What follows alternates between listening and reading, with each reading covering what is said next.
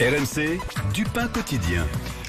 Il est 7h19, presque 20. Anaïs Bouicha, bonjour. Bonjour. Les assureurs vont nous proposer une nouvelle forme de consommation.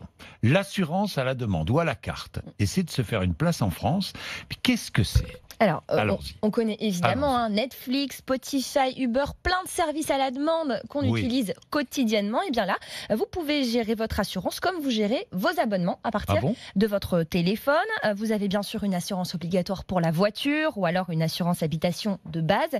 Et vous ajoutez ou vous désactivez une fonctionnalité quand vous le voulez directement sur votre téléphone. Par exemple, si vous prêtez votre voiture, ou votre appartement à des amis pour un week-end, vous n'avez qu'à activer l'option conducteur secondaire pour la voiture ou tiers occupant pour être couvert pendant les 2 jours par la plateforme Léocare. Par exemple, ça concerne aussi les plus petits objets, un ordinateur, un appareil photo. Vous pouvez les inclure à votre contrat d'assurance lorsque vous vous en servez, uniquement quand vous vous en servez.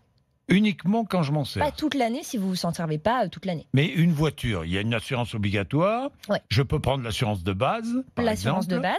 Et là, vous allez ajouter des options. Et je peux activer, si je prends la route, si je pars en vacances, par exemple, je peux activer un plus sur mon assurance pendant un mois ou 8 jours. En fait, ça marche avant tout, par exemple, si vous êtes conducteur occasionnel. Donc, c'est ce que vous évoquez. La Maïf, par exemple, elle propose un forfait de base de 25 € par mois pour un bon conducteur avec un véhicule standard. Parce qu'il y a énormément d'options. 25 € par mois, pour un bon conducteur. 2 centimes par minute de circulation en plus si vous ne la prenez pas souvent. Ça veut dire que si vous ne roulez que 20 minutes par jour en semaine, un aller-retour au travail qui est pas très loin de chez vous, par exemple, vous allez pouvoir économiser 20% sur une prime d'assurance moyenne de la Maïf. Si vous voulez ajouter par exemple un jeune conducteur à votre véhicule, ce qui coûte en général le double d'un contrat basique, puisque les jeunes conducteurs, ça coûte plus cher à assurer. Là, vous n'allez pas payer toute l'année, mais à la journée ou à la semaine pendant laquelle il va utiliser la voiture. D'accord, ok. Est-ce que ça fait faire des économies ? Parce que c'est quand même...